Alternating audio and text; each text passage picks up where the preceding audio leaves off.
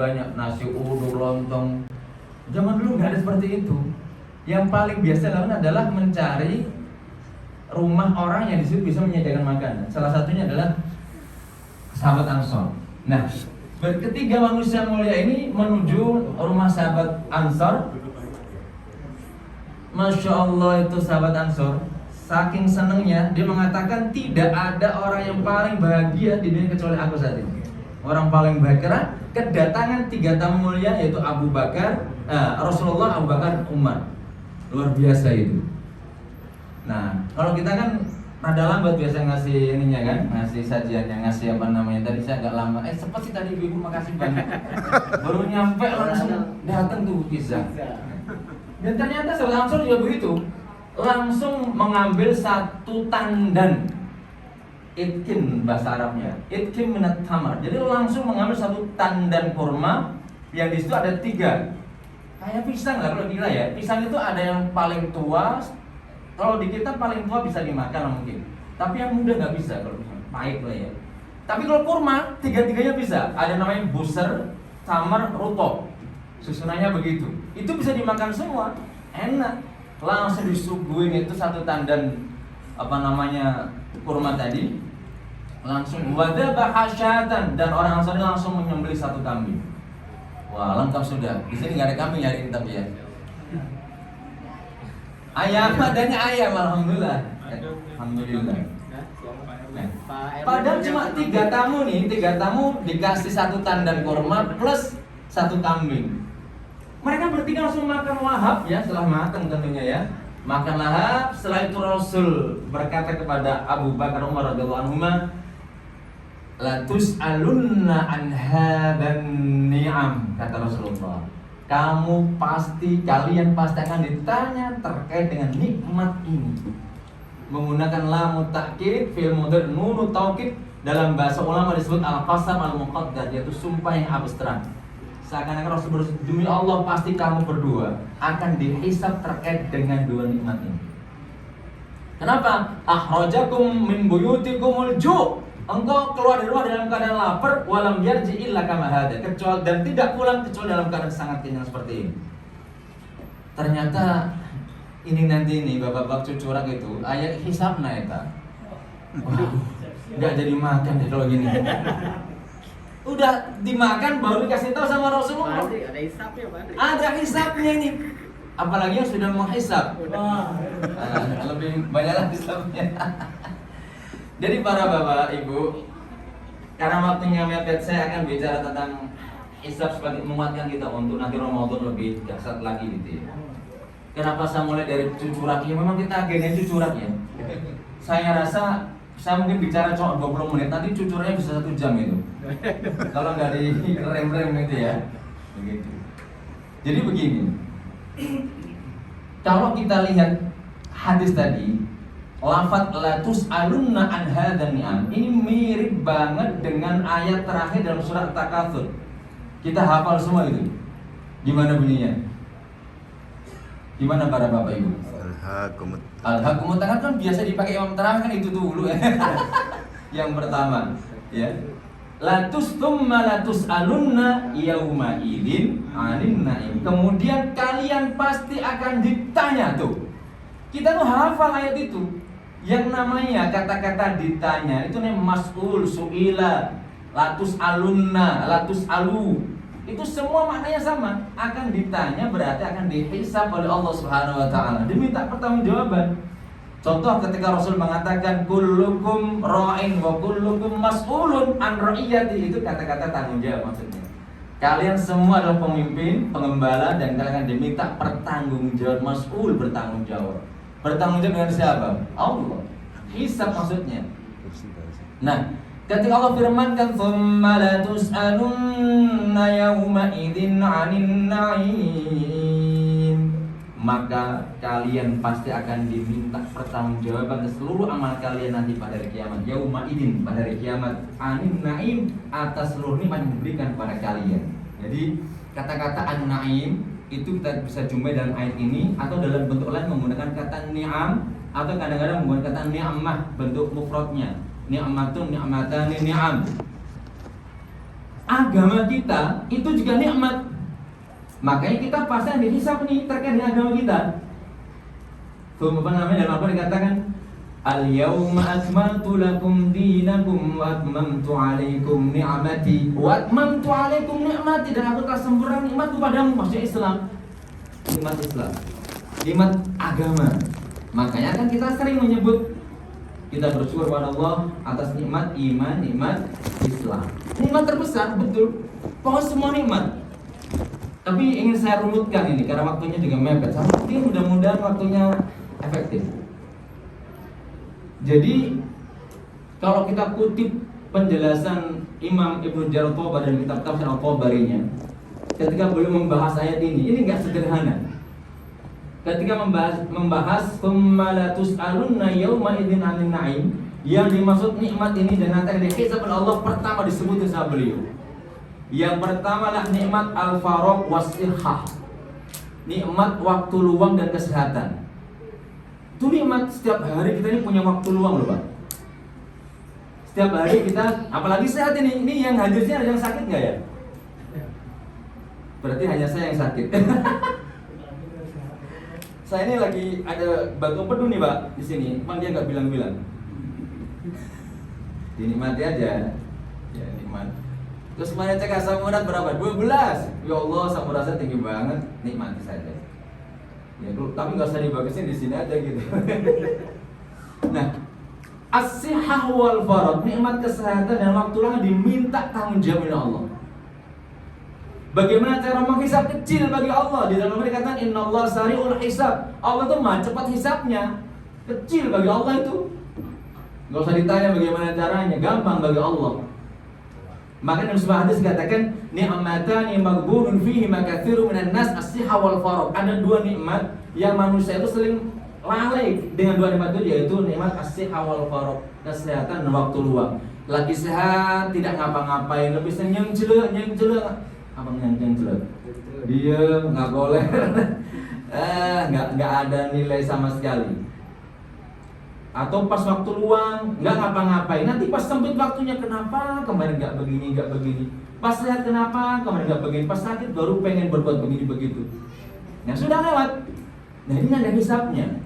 Yang kedua, kata beliau, ulang lagi kata sehat, berarti penting banget. As-sihhah wal aman, yaitu kesehatan dan keamanan. Kita bangun tidur aman lingkungan kita, nggak ada alasan nggak subuh ke masjid. Nyinggung nggak ya? Ya kalau tersinggung ya biarin lah. Alhamdulillah kalau tersinggung. Masih ada iman. Masih ada iman, kalau nggak tersinggung keterlaluan. Saya mau singgung lagi sekalian lah, saya jeblokin lagi sekalian ya. Di dalam hadis Rasul sabdakan, inna asqalas salati 'indal munafiqin salatul isya wal fajr. Sesungguhnya salat yang paling berat dirasakan oleh orang munafik adalah salat isya dan subuh. Orang munafik. Jadi dianggap orang yang munafik ketika dia berat banget sholat isya dan sholat subuh, berat gitu, dekter. Berangkat dari ke masjidnya, enak agak loh, lila kene, baru jam 4, jam 5 lila kene, jam 6 lila kene, akhirnya subuh. Nah nanti hati-hati ini nggak boleh terjadi lagi. Nah, tapi kita lompat lagi nanti biar efektif waktunya. Yang kedua al-am was-sihhah, as-sihhah wal aman, dia kesehatan keamanan. Dan ini nggak ada alasan, nggak ada masalah apapun kok nggak ke masjid. Nah kemarin berarti nggak aman, ketika ada pandemi itu nggak aman situasinya, nggak apa-apa sholat di rumah. Tapi kalau sudah dinyatakan aman, kita nggak ke masjid, bagi bapak-bapak ini problem. Dan jangan dianggap nggak ada hisabnya, Di dalam sebuah hadis dikatakan man asbaha minkum aminan fi sirbihi mu'afan fi jasadihi indahu qutu yaumihi faka'annama hizat lahu dunya. Barang siapa berpagi-pagi dalam keadaan aman lingkungannya, kemudian badannya sehat, indahu qutu yaumihi, pada hari itu dia punya makanan, stok makanan cukup tuh hari itu, faka'annama hizat lahu dunya, seakan-akan dunia dalam genggaman. Udah, nikmat apa lagi coba? Kita mau ngapain coba? Lingkungan aman, badan sehat, makanan ayat. Kalau kita mah insya Allah pagi-pagi pasti ada sarapan, terus ayat. Kalau kita tanya istri, Bu, ayat dahara non ya, ayat sarapan non ya Bu? Ada Pak, ada lontong, ada nasi uduk. Rasulullah nggak selalu begitu. Kalau tanya Sayyidah Aisyah, ya Aisyah ada sarapan apa pagi ini? Enggak ada ya Rasulullah. Ya sudah kalau kita puasa. Kalau kita kayak enggak gitu ya. Karena selalu ada kita buat sarapan selalu ada. Jadi kita ternyata lebih baik dibanding Rasulullah. Kalau sekarang nggak ada, ya udah Grab aja. Tinggal ya sudah pesan kan gitu. GoFood.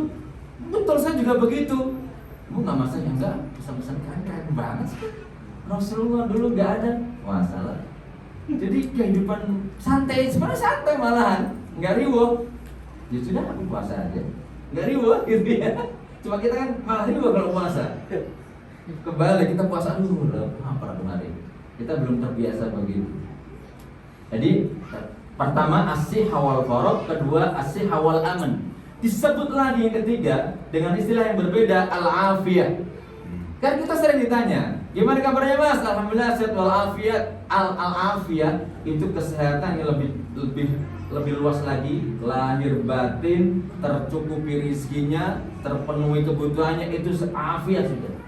Makanya kita diminta oleh Rasulullah untuk minta al-afiyah, salil afiyah. Karena pernah Ustaz, ada orang sholat, di dalam sholat dengar sama Rasul, dia berdoa Allahumma ja'alni minas sabirin, atau Allahumma inni as'aluka sabra, ya Allah aku minta kepadamu kesabaran. Minta sabar ya. Rasul dengar, disamperin sama Rasul, sa'al bala, kamu minta musibah. Jadi orang yang minta sabar sama minta musibah. Fas'alil afiyah, mintalah kesejahteraan, jangan minta sabar. Kita kadang-kadang begitu. Makanya dalam doa kamil itu saya kadang nggak pakai, nggak suka saya. Mohon maaf. Apa namanya? Wa alal bala'i sabirin. Lagi sehat gini, kita jangan minta sabar. Kalau lagi sakit boleh. Ya Allah berikan kesabaran, lagi sakit. Tapi kalau lagi sehat, ya Allah, kita sabar atas apa? Malah dikasih sakit baru sabar. Dia dapat pahala juga. Makanya ulama makruh doa minta sabar di saat kita dalam kondisi afiat. Nah, kalau afiat itu disyukuri loh. Kemudian mirip yang kelima, berapa? Keempat.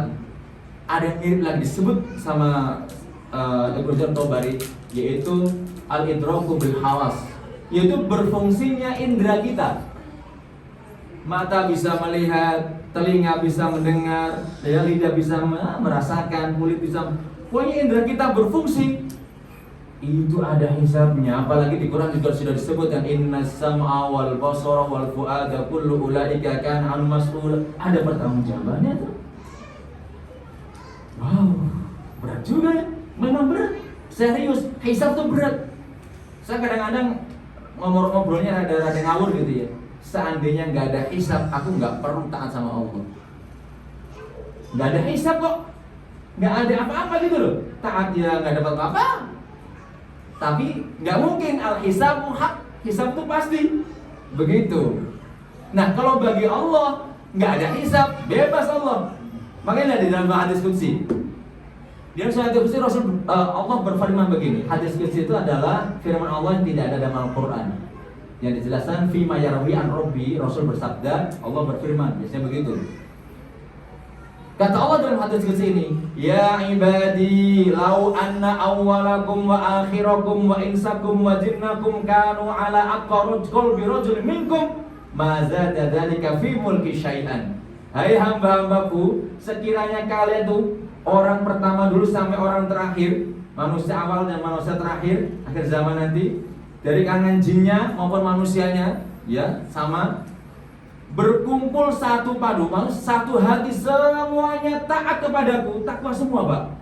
Dari zaman dulu sampai semua taat kepada Allah. Mazada dzalika fi mulki syai'in, itu enggak nambah apapun pada kekuasaanku. Allah tidak nambah lebih hebat, enggak. Tetap saja Allah Maha hebat, Ghaniyyun Hamid. Enggak nambah kekuasaan Allah, enggak ngaruh. Kemudian sebaliknya, ya ibadi law anna awwalakum wa akhirakum wa insakum wa jinnakum kana ala afjaru qalbi rajulin minkum ma naqasa dzalika fi mulki syai'an. Sekiranya kalian hai hamba-hambaku, semua enggak ada yang beriman kepadaku, maksiat semuanya, kufur semuanya kepadaku, satu pun enggak ada yang taat padaku, itu pun enggak mengurangi kekuasaanku. Jadi yang butuh siapa? Kita Kita butuh amal kita diterima oleh Allah SWT. Allah nggak butuh kita. Mesti punya rukuk sujud nggak membuat Allah beruntung. Begitu. Makanya kita ngeri nih dengan hisab nih. Allah akan menghisab kita nanti yaumil qiyamah. Kemudian saya lanjutkan. Setelah apa tadi? Mudah-mudahan ada yang ingat ini. Setelah apa tadi? Al-idraku bil hawas, berfungsinya indera kita. Berikutnya adalah ternyata disebut oleh Ibnu Jarir at-ta'am wasyarab, makanan dan minuman. Wah, kan makanya kita bismillah, alhamdulillah. Kita baca bismillah, kita alhamdulillah, bersyukur pada Allah. Setiap hari kita di rumah ada makanan, nanti insya Allah ini jika ada makanan bisa jadi ada yang sisanya dibawa pulang. Itu juga nikmat. Ini pesanan juga berarti ya. Panitia siapin ya. Ini ya sebenarnya ada singgungan jadi takut lupa di takut panitia dihisab nanti lebih berat lagi. Kalau nggak disiapin, bungkusin. Kalau nggak dibungkusin bisa. Astagfirullah. Nanti kalau nggak dibungkusin lebih berat loh ini ya hisabnya. Kita lanjutkan dulu Pak saya ya. Yaitu at-ta'am wasyarab, seperti yang dilakukan Rasulullah bersama dua sahabat beliau yang mulia tadi. Seperti itu, makan minuman ada hisabnya. Kemudian terakhir disebutkan oleh Ibnu Jabari, kullu ma yataladzalul insanu wa yatamatta'u biha fid dunya, yaitu semua yang manusia merasakan kelezatannya di dunia, bisa menikmati di dunia, itu akan dihisab oleh Allah. Sehingga tidak disebut itu. Saking banyaknya, makanya lafaz ini namanya lafaz am. Jadi anin naim ini lafaz am. Makanya ulama mengatakan al-ibrah bi umumil lafzi la bi khususis sabab. Jadi makna ayat itu diambil dari makna umumnya lafaz, bukan dari sebabnya khusus. Dalam kata lain, al-umum ya maqau bi umumihi ma lam yarid dalil taksis, atau maknanya itu diambil dari yang umum, yang maqau bi umumihi gitu. Jadi tetap kepada keumumannya karena ini umum. Maka ulama mengatakan semua nikmat yang dirasakan oleh kita di dunia, maka itu menjadi bahan nanti untuk dihisab oleh Allah Subhanahu wa taala. Umum lafadznya. Sehingga ada nikmat agama, nikmat iman, Islam itu. Kemudian ada juga hadis. Ya, ada hadis mengatakan kita nanti itu akan ditanya oleh Allah sebelum tergelincir kakinya manusia itu ke dalam neraka. Itu ditanya tentang umurnya untuk apa dihabiskan, gitu kan? Kemudian apa namanya? Apa lagi itu? Ada 4 gitu ya. Rezekinya. Terus rezekinya dari mana dia dapat, untuk apa dibelanjakan, itu juga kan. Berarti mana semuanya. Tetapi para bapak ibu, Rasulullah SAW itu pernah berdoa kepada Allah begini. Dan ini menjadi petunjuk bagi kita bahwa hisab itu memang berat, tetapi insya Allah kita bisa mendapatkan hisab yang tidak berat. Di dalam sebuah riwayat, Aisyah pernah mendengar doa Rasulullah, Allahumma hasibni hisaban yasira. Ya Allah, hisablah aku nanti di akhirat dengan hisab yang mudah. Kemudian setelah selesai sholat Rasulullah, Sayyidah Aisyah bertanya kepada baginda Rasulullah, ya Rasulullah, mal hisabul yasir? Apa itu dimaksud dengan hisab yasir? Kitab yang ringan. Bukankah Allah berfirman, فَأَمَّا مَنْ أُوتِيَ كِتَابَهُ بِيَمِينِهِ فَسَوْفَ يُحَاسَبُ حِسَابًا يَسِيرًا وَيَنْقَلِبُ إِلَى أَهْلِهِ مَسْرُورًا. Oh, bukan itu ya Aisyah. Jadi Rasul bukan itu. Yang dimaksud hisab ringan adalah, jadi nanti hamba itu akan disodorkan amal-amalnya di dunia ditunjukin, kemudian hamba tadi mengakui kesalahannya dan kemudian Allah maafkan. Allah maafkan. Enak banget, betul, enak banget ini. Allah maafkan, kemudian dipersilakan masuk surga. Itu namanya hisaban yasira wa yanqalibu ila ahli masrura. Dia kembali pada golongan orang beriman dengan bergembira. Kenapa? Dia bebas. Dia setelah hisab kemudian dipersilakan untuk masuk surga. Hisab itu paling berat, Pak. Serius, deg-degannya di sini, Pak. Paling menegangkan ketika hisab itu. Karena ketika hisab itu berat. Nah, ini Rasul sabdakan lanjutannya. Wa man nuqisha udziba. Dan barang siapa dihisab dengan banyak pertanyaan oleh Allah, udzib pasti diadab. Yang ditanya banyak.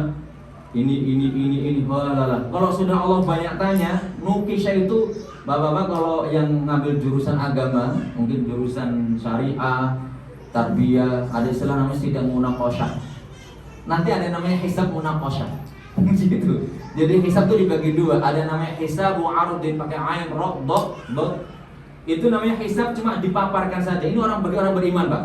Ditunjukin amalnya, kemudian mengakui, kemudian Allah maafkan. Makanya kan kita sering berdoa wal afwa indal hisab, itu kan? Dan pemaafan saat hisab, kita pengen dimaafin oleh Allah. Kita ini banyak kesalahan tapi Allah maafkan dan akhirnya kita masuk surga. Nah, gitu namanya hisab mu'arudin. Ini untuk orang yang beriman.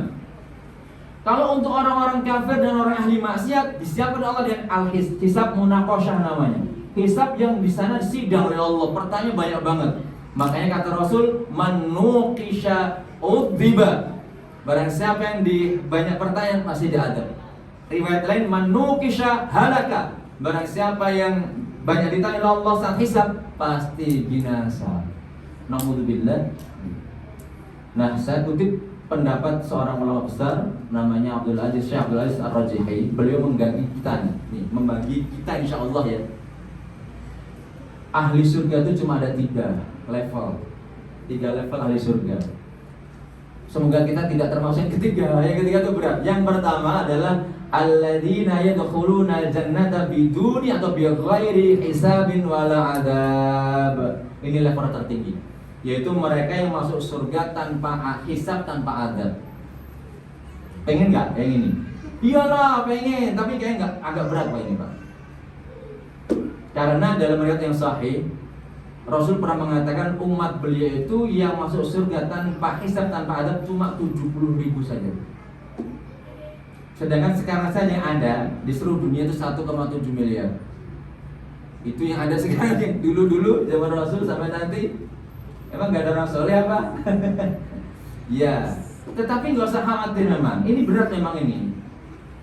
Karena pas Rasul bersabda begini, saya di depan para sahabat, ada seorang sahabat berkata pada Rasulullah, Rasulullah doakan, itu abaikan saja, doakan saya agar termasuk yang 70.000 itu. Namanya Satu Kasya. Ya, engkau termasuk yang 70.000 itu. Oh ya Allah, nikmat banget tuh Kasya, masuk surga tanpa hisab, tanpa adab. Berdiri lagi ya Rasulullah, doakan saya juga dong agar saya seperti masuk ke golongan yang 70.000 tadi. Sabaqaka Ukasya, kamu sudah ke dalam Ukasya. Selevel sahabat loh. Kamu ke dalam Ukasya, cuma Ukasya. Masya Allah, berat banget gak? Nah kita. Tetapi yang kedua ini, yang disebut dengan hisab yasira, hisab yang ringan, yaitu alladzina yadkhuluna al-jannata bihisabin wala adab, yaitu mereka yang masuk surga dengan hisab tanpa adab. Inilah yang kita harapkan nih. Makanya kita juga banyak berdoa, tunjukkan kesungguhan kita kepada Allah, ibadah kita serius, takwanya serius. Nah nanti pasti kita punya salah Pak, pasti kita punya salah itu. Nanti kan ditunjukin sama Allah kesalahan kita saat hisab itu. Kemudian kita mengakuinya, salah mengakuinya, nggak apa-apa, kamu masuk surga saja. Itu namanya hisab yasira. Yang terakhir berat, yaitu alladzina yadkhuluna jannata ba'da dakhulu finnar, yaitu mereka yang masuk surga setelah mereka menghuni neraka terlebih dahulu. Memang tetap ringan karena masih ada harapan masuk surga, tapi tetap berat. Gimana nggak berat? Dari sisi berat tuh, sisa neraka nggak main-main. Dalam hadis yang sangat terkenal, Inna huwa ahli nari azaban yaumal qiyamati la rajulun tutu fi ahmasi qadimin jamratan yaghli mahu. Sesungguhnya siksa neraka yang paling ringan dari kiamat nanti adalah seseorang diletakkan 2 bara di telapak kakinya, otaknya mendidih. Itu paling ringan. Enggak kebayang enggak itu? Ya enggak usah dibayangkan terlalu berat. Enggak bisa dibayangkan malah ainur rat wal udhun sat wal qudra fi qalbil bashar. Enggak bisa dibayangkan. Karena enggak akan ada orang berpengalaman begitu. Terlalu berat. Makanya kita minta pada Allah, Allahumma hasibni hisabai yasira. Atau doa yang panjang boleh itu, Allahumma inna nas'aluka salamatan fid din wa afiyatan fil jasad, sampai najatan minan nar, dan selamat dari neraka, wal afwa indal hisab, dan pemaafan saat hisab. Nikmat Tapi kita nggak ada jaminan itu. Makanya sekarang kita serius nih dalam ketaatan. Karena Allah mah tahu mana hambanya serius, mana yang nggak serius. Gak usah main saji gitu ya. Apa sih enggak lah, jangan enggak Islam yang benar gitu kan bisa terima. Nanti jadi panjang lagi. Jadi gitu. Kita insya Allah masuk yang kedua ya Pak. Pengennya ya Pak. Amin. Kalau yang satu agak berat Pak. Tapi minta boleh. Ya Allah jadikanlah hamba-Mu ini masuk surga tanpa hisab tanpa azab. Tapi sebenarnya levelnya cuma ini. Cuma lewat dia hisab gitu aja. Nah, cuma hisabnya tadi ternyata banyak dihisab oleh Allah gitu. Lihat dalam ayat yang sangat populer itu, wa in tubdu ma fi anfusikum aw tukhfuhu yuhasibukum billah. Jadi amal-amal yang kita tampakkan, yang kita sembunyikan semua dihisab oleh Allah. Nah, cuma ya tadilah kita minta kepada Allah, enggak ada salahnya. Kita terus minta kepada Allah seperti doa Rasulullah tadi. Allahumma hasibni hisabai yasira. Ya sudah pas ya? Nah iya, memang saya ngincar ini sebenarnya yang pastinya ini nggak mudah nih. Itu tadi ujian memang kita pasti mulai juga. Begitu ya, keren banget. Berarti nggak ada tanya jawab kan begini mah, enak kan? Langsung makan. Iya, udah selesai. Baik para bapak ustadz dayana, semoga pertemuan kita ini bermanfaat, membawa barokah. Apa yang saya sampaikan bermanfaat buat saya dan para bapak ibu ustadz dayana. Terima kasih atas perhatiannya. Barakallahu fikum. Assalamualaikum warahmatullahi wabarakatuh. Waalaikumsalam warahmatullahi wabarakatuh. Nanti dilanjut ya Ustaz ya. Lanjut subuh kuliah subuh nanti harus cari waktu. Ramadan insyaallah. Atau nuzul Quran.